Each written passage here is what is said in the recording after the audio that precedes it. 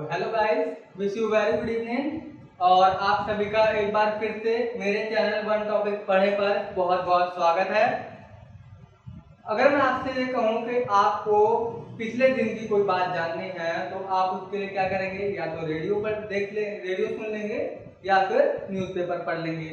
अगर मैं आपसे कहूँ आप एक हफ्ता पहले की कोई खबर या एक महीने पहले की कोई खबर आपको जाननी है तो आप क्या करेंगे? तभी भी आप ये कहेंगे कि हम तो न्यूज़पेपर पढ़ लेंगे या किसी एक ऐसे व्यक्ति से मिल लेंगे जिसको उसके बारे में पता होगा। लेकिन अगर मैं आपसे कहूँ आपको 1 साल पुरानी किसी चीज के बारे में जानना है तब आप क्या करेंगे? तो तभी भी आपका जवाब यही होगा, या तो कोई अखबार या न्यूज़पेपर या फिर कोई इंस्ट्रूमेंट जिसके जरिए आपको पुरानी चीजों के बारे में पता लग सकता है, चाहे वो कोई व्यक्ति हो चाहे किसी चीज का कोई माध्यम हो। ओके एवरीबॉडी, तो अगर आपको मैं ये कहूँ कि आप मुझे 1000 साल पुरानी चीज के बारे में बताइए तो शायद आप मुझे नहीं बता पाएंगे, ना ही शायद मैं आपको बता पाऊंगा। राइट एवरीबॉडी, तो आज का जो हमारा ये टॉपिक है, ये टॉपिक मेरा इसी बेस पर बना हुआ है। टॉपिक का नाम है इतिहास को जानने के स्रोत। जी हाँ, बिल्कुल कुछ ऐसे कंटेंट, एक ऐसे लर्निंग बेस जिससे हमें क्या पता चलता है, हमें इतिहास का यानी पुरानी चीजों का पता चलता है जो 100 साल, 150 साल, 200 साल, 500 साल, हजारों साल पुरानी चीजें होती हैं। इसमें बहुत सारी चीजें हो सकती हैं। राइट एवरीबॉडी, तो जिससे हमें क्या पता चलता है, इतिहास के बारे में पता चलता है। तो आइए आज हम शुरू करते हैं अपने इसी छोटे से टॉपिक को आप सभी के साथ। पहला जो मेरा कंसेप्ट का एक क्वेश्चन आया है मेरे सामने, वो क्वेश्चन क्या कह रहा है? वो क्वेश्चन कह रहा है, क्या इतिहास का ज्ञान आवश्यक है? ये क्वेश्चन कर रहा है कि क्या इतिहास का ज्ञान आवश्यक है? जी हाँ, बिल्कुल आवश्यक है। इतिहास से क्या चीज हमें इतिहास से क्या चीज पता चलती है? इतिहास से हमें पुरानी सभी चीजों के बारे में जानकारी मिलती है। फॉर एग्जाम्पल के लिए अगर आप लें तो आप किसी राजा महाराजा या किसी महाभक्त या किसी महापुरुष के बारे में जानना चाहते हैं तो आप किसी का सहारा लेंगे? इतिहास का सहारा लेंगे। आपके पास आपकी जेब में कोई कॉइन पड़ा है, आपके मन में थॉट आया अचानक से कि मुझे इस सिक्के के बारे में जानना है, ये कब बना होगा, क्या हुआ होगा, क्या नहीं हुआ होगा, तो इसकी पूरी जानकारी आपको किससे मिलेगी? हिस्ट्री से मिलेगी, इतिहास से मिलेगी। और साथ ही मान लो आपने किसी एक ऐसे मंदिर वगैरह या फिर किसी एक टूरिज्म बेस में, किसी एरिया में, किसी सिटी में, किसी क्षेत्र में आप घूमने के लिए गए, वहाँ पर आपने कुछ एक ऐसी अजीबोगरीब चीज देखी तो शायद आपने कभी पहले ना देखी हो। आपको उस चीज के बारे में जानने की इच्छा होगी तो आप क्या करेंगे? आप तब भी किसके बारे में जानना चाहेंगे? इतिहास के बारे में जानना चाहेंगे। उसी से आपको उस चीज के बारे में पता चलेगा। तो राइट एवरीबॉडी, ये सारी चीजें हैं जिनसे हमें क्या होता है, इतिहास को जानने के लिए बहुत ही जरूरी होती है।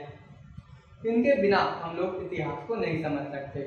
राइट एवरीबॉडी, अब हम बात करते हैं कि हम इतिहास इतिहास इतिहास बोले चले जा रहे हैं। एग्जैक्टली इतिहास क्या है? इतिहास एक ऐसे पुरातत्व काल के यानी पहले के समय के उन सभी चीजों का एक निचोड़ है, एक पूरा का पूरा अध्ययन है जिसको पढ़ने और समझने के बाद हम अपने आप से इतने संतुष्ट हो जाते हैं कि हमें उस चीज के बारे में पूरी की पूरी जानकारी मिल जाती है। राइट एवरीबॉडी, तो शॉर्ट फॉर्म में हम लोग बोलना चाहें तो हम बोल सकते हैं इतिहास जो है वो एक पुरानी चीजों को इकट्ठा कर समझने और उनको नए सिरे से बदलाव करने का एक तरीका। राइट एवरीबॉडी, पहले लोग कैसे रहते थे, क्या खाते थे, क्या पीते थे, कैसे कपड़े पहनते थे, उनके जाति धर्म रीति रिवाज सारी चीजें किस तरह की हुआ करती थी, उसके बाद आगे के कंसेप्ट में क्या बदलाव आए, और आज तक जब हम 21वीं सदी में पहुंच चुके हैं तो तब तक क्या बदलाव आए हैं, ये किससे पता चलेगा? हमें हिस्ट्री से पता चलेगा। तो राइट, सिंपल सी बात, history as a base concept of the historian. Right everybody, इतिहास को जानने का एक बहुत ही संपूर्ण तथ्य है क्या? इतिहास। अब हम बात करते हैं इतिहास का विभाजन तथा काल की गणना।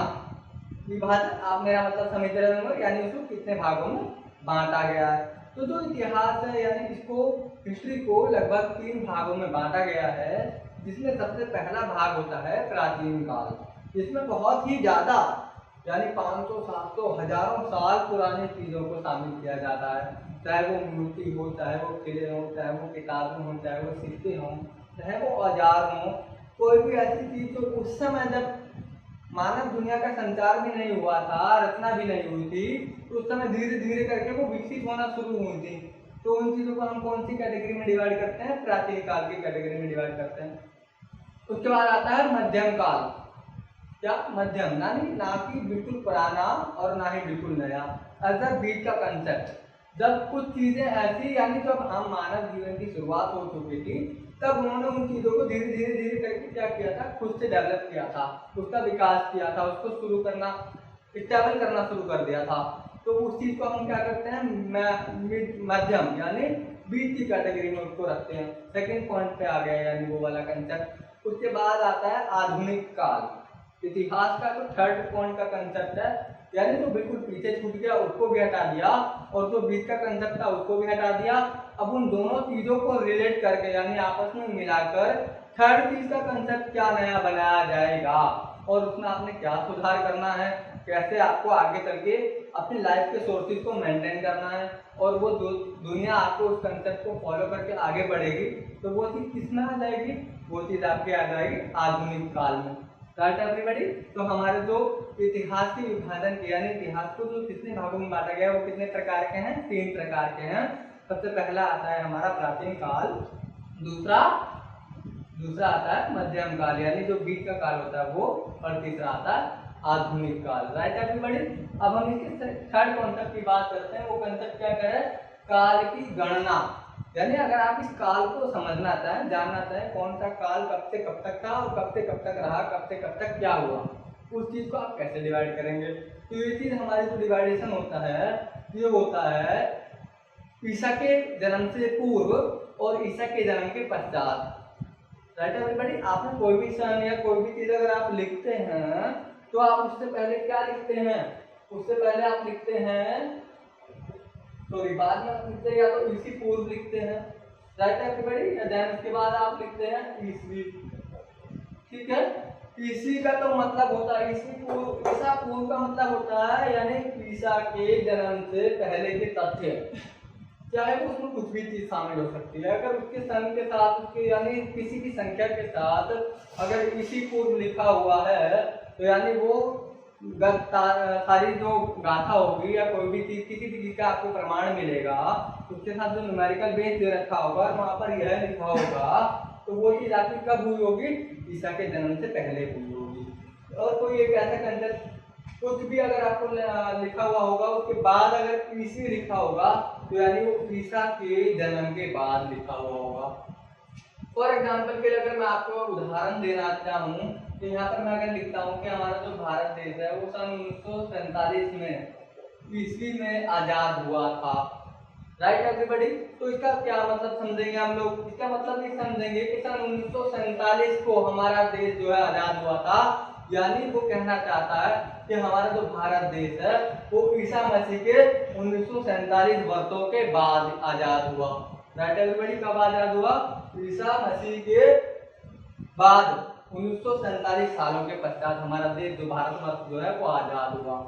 अगर आप इसी एक ऐसे कंसेप्ट के एग्जांपल से समझेंगे, हम बात करें अगर भगवान महावीर स्वामी की अगर तो हम वहां पर 559 ईस्वी पूर्व तो यानी ईसा के जन्म से पहले, ईसा के जन्म से भी 559 वर्ष पहले क्या हुआ था, भगवान महावीर जी का जन्म हुआ था। क्या हुआ था, भगवान महावीर जी का जन्म हुआ था। सॉरी बाय मिस्टेक यहाँ पर जो है सन में मेरे को हल्की सी मिस्टेक हो गई है, यहाँ पर 599 था। Okay everybody, I am very sorry that 599 ईस्वी पूर्व यानी 599 वर्ष पहले भगवान महावीर जी का क्या हुआ था, जन्म हो चुका था।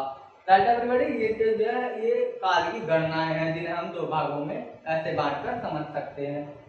अगर हम आगे बात करें इतिहास को जानने के साधन अथवा स्रोत, अब मैंने ये तो बता दिया कि हमें इतिहास को जानना है, इतिहास क्या है, इतिहास का ज्ञान क्यों आवश्यक है, उसको बांटा किस कैटेगरी में गया है और उसके काल की गणना कैसे की गई है। अब भाई आपको ये तो समझ में आ गया कि इतिहास क्या है, सारा कंसेप्ट आपने समझ लिया। अब आपका पॉइंट आ रहा है कि हाँ भाई हम सर इसको जानेंगे और समझेंगे कैसे, कुछ ऐसे कंसेप्ट तो हमें बताइए कि जिससे हम इसको समझ सकते हैं। तो पहले जो कंसेप्ट आते हैं इसमें पहला तो होता है पुरातात्विक स्रोत और दूसरा होता है साहित्यिक स्रोत। पुरातात्विक स्रोत से आप समझ में आ रहे होंगे, पुरातात्विक का मतलब पुराना, तो पुराने स्रोत यानी पुरानी ऐसी चीजें जिनसे आपको अब तक बिल्कुल अभाव है, यानी आपका अब तक उससे कोई भी परिचय नहीं हुआ है तो आप उसे जानना चाहते हैं। जैसे औजार तथा अस्त्र शस्त्र। पहले किस तरह के औजार होते थे, भाले बनाए जाते थे, तीर बनाए जाते थे, तीर कमान बनाए जाते थे, और उसके अलावा बहुत सारे ऐसे लकड़ी और लोहे के, तांबे के, कांसे के औजार बनाए जाते थे जिनसे लोग साथ ही साथ जानवर वगैरह पर अपना खान पान के लिए उपयोग किया करते थे। उसके बाद आभूषण किस तरह के, जैसे अब आज के आप किसी सदी में देखते हैं अंगूठी, चैन वगैरह बहुत सारी चीजें होती है, वो भी एक आभूषण का तरीका है। लेकिन उस समय में आभूषण लकड़ी के बनाए जाते थे, तांबे के और कांसे के बनते थे, वही हम लोग क्या करते थे, पहना करते थे। और साथ ही साथ बर्तन भी कांसे, लोहे और तांबे के बर्तनों में उस समय यूज किया जाता था। स्टील का जो आविष्कार है वो काफी बाद में हुआ है। उसके बाद है पशुपालन वगैरह, ये सब हमारा क्या था, सबसे प्राथमिक मुख्य स्रोत यही था हमारा। अगर हम अपने खान पान की बात करें तो हमने सबसे पहले पशुपालन से ही शुरुआत की थी, उसके बाद हम आगे खेती बाड़ी की ओर बढ़े थे। देन आता है इमारतें यानी बिल्डिंग्स वगैरह। अगर आप बात करें मॉन्यूमेंट्स की बात करें, लाल किला, जामा मस्जिद, ताजमहल, कुतुब मीनार, बहुत सारे ऐसे मॉन्यूमेंट्स हैं जो कि बहुत ही सालों पहले बने हुए हैं और हम उसको आज भी दार्शनिक स्थल के प्रारूप में देखते हैं और समझते हैं, उनके बारे में जानकारी हासिल करते हैं। इसके बाद आता है शिलालेख, यानी कहीं भी आपने कुछ देखा होगा, आपने इंडिया गेट की जो बाहर का जो मॉन्यूमेंट बना हुआ है उसकी दीवारों पर क्या हमारे वीर सेनानियों के नाम लिखे हैं। और ऐसे आपने कुछ पुराने स्रोत देखे होंगे जहाँ पर आप किले में दीवारों पर कुछ नाम लिखा होता है, संस्कृत में, उर्दू में या किसी और भाषा में, तो उसकी शिलालेख है, मूर्तियां कहीं कहीं बनी होती हैं, तो शिलालेख का एक प्रारूप है। शिलालेख कहते हैं लिपि को, यानी दीवारों पे लिखी जाने वाली। और पुराने काल में क्या होता था, चावलों पर भी लिखाई होती थी, चावलों पर लिखा जाता था, वो भी एक शिलालेख का रूप था। उसके बाद आता है सेकेंड साहित्यिक स्रोत, यानी तो हमारे साहित्य से जुड़े हैं, धर्म, जाति, संस्था, पढ़ाई लिखाई, इसे हम साहित्य में जोड़ सकते हैं। सबसे पहला धार्मिक साहित्य। पहले क्या था, मैं आपको अभी भी जैसे हम लोग कहना चाहते हैं कि हम सब लोग क्या है, हम सब लोग टोटल मिलाकर अगर कुल हम गिने अपने आप को तो हम सिर्फ और सिर्फ क्या है, हम सिर्फ एक इंसान है। लेकिन हमारे क्या है, कुछ जाति हैं, धर्म है, कुछ क्षेत्र हैं जिनके अनुसार हमें समाज में रहना पड़ता है, जीना पड़ता है और चलना पड़ता है। तो वो होता है धार्मिक साहित्य, कोई हिंदू धर्म से होता है, कोई मुस्लिम से, कोई सिख से, कोई ईसाई से, तो सब अपने अपने धर्म को प्रायोरिटी की ओर पढ़ते हैं, उनको समझते हैं और जानते हैं। तो ये कौन से साहित्य में आता है, धार्मिक साहित्य में आता है। इसके बाद है लौकिक साहित्य। लौकिक साहित्य में गीत, संगीत, नृत्य लिखना, पढ़ना, बोलना और उसके अलावा गाथाएं लिखना, अपने उपन्यास लिखना, ग्रंथ लिखना, ये सारी चीजें लौकिक कथा में आती है। पुराने जितने भी कवि, सम्राट कबीर, तुलसीदास, रैदास, ये सारे जितने कवि हुए हैं, इन्होंने क्या किया है, बड़े बड़े राजाओं महाराजाओं के बारे में लिखा है, उनको छापा है, उनको उत्पादित किया है और उनको उपन्यास भी ग्रंथों के रूप में हमारे सामने मौजूद है। उसके बाद आता है विदेशी यात्रियों का विवरण, यानी जो भी व्यक्ति मेसोपोटामिया हो गया या कोई और व्यक्ति हो गया या हिटलर हो गया, कोई भी हो गया, कोई ऐसा व्यक्ति जिसने भारत में आया, जैसे आपने कोलंबस की बात की सुनी होगी, तो कोलंबस अमेरिका से भारत में आया था। तो इस तरीके से क्या हुआ, अलग अलग तरीके से जो लोग हैं जो भारत में आए, यहाँ पर रहे, यहाँ पर विकसित हो गए और उसके बाद भारत से फिर छोड़ करके चले गए, तो उनके बारे में भी लिखा गया, उनके बारे में अनेक स्वरूप में जानकारी दी गई, इंग्लिश, हिंदी, उर्दू, पाली, अनेक प्रकार की भाषाओं में उनके बारे में लिखा गया। तो ये सारे के सारे कंसेप्ट क्या थे, साहित्य के स्रोत के पॉइंट थे। Right everybody. तो अगर हम सीधे सीधे पॉइंट में अगर समझना चाहे तो आज हमने यह समझा है कि इतिहास को हम किस किस तरह से, किस किस रूप में और कैसे कैसे जान सकते हैं। Right everybody. तो ये मेरा एक छोटा सा कंसेप्ट था जिसके जरिए मैं आपको सिर्फ ये समझाना चाहता था कि अगर आप इतिहास को जानना चाहते हैं, समझना चाहते हैं, परखना चाहते हैं और अपने माइंड के पॉइंट में कंसेप्ट को पूरा अच्छी तरीके से बैठाना चाहते हैं, तो आप इन चीजों का अध्ययन करके यानी पढ़ करके अपने हिस्ट्री की वोकैबुलरी को, लर्निंग को, मेमोरी को अच्छे तरीके से फुलफिल कर सकते हैं। Right everybody.